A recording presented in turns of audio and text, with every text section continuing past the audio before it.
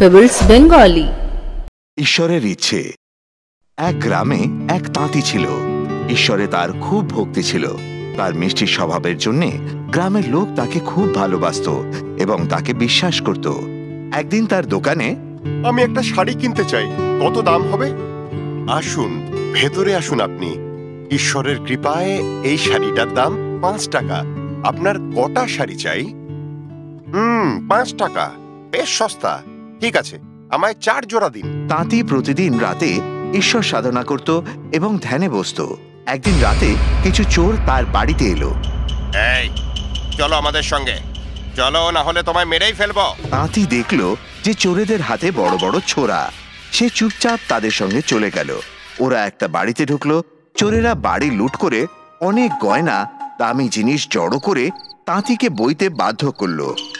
তখনই হঠাৎ, পালাও পালাও শিগগির, আরে সেপাই আসছে। তাঁতিকে ছেড়ে ওরা সবাই পালালো। সেপাইরা তাঁতিকে গয়না সমেত ধরে ফেললো এবং জেলে বন্দি করলো। পরের দিন তাঁতিকে রাজার সামনে হাজির করা হলো। সেপাইরা বলল যে তাঁতি চোর। মহারাজ, এই লোকটা চোর হতেই পারে না, এ খুবই সৎ আর ভালো লোক। রাজা তাঁতিকে পুরো ঘটনা খুলে বলতে বলল।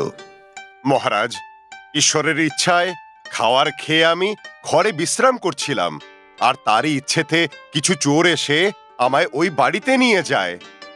ঈশ্বর চেয়েছেন বলেই ওরা গয়না চুরি করেছে।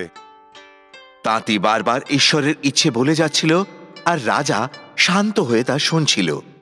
ঈশ্বরের ইচ্ছেতেই ওরা আমার হাতে থলি দিয়েছিল মহারাজ। যখন ওদের কথায় আমি থলি উঠিয়ে এগোচ্ছিলাম, ঈশ্বরের ইচ্ছেতেই সেপাইরা আমায় ধরল এসে। ঈশ্বরের ইচ্ছেতেই কাল রাতে আমায় কারাগারে বন্দি করে রেখেছিল, আর আজ আমি ঈশ্বরের ইচ্ছেতেই আপনার সামনে দাঁড়িয়ে। রাজা কিছুক্ষণ চিন্তা করলেন।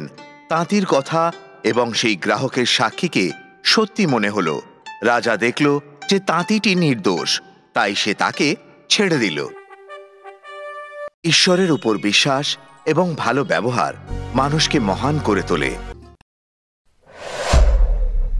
Pebbles Bengali।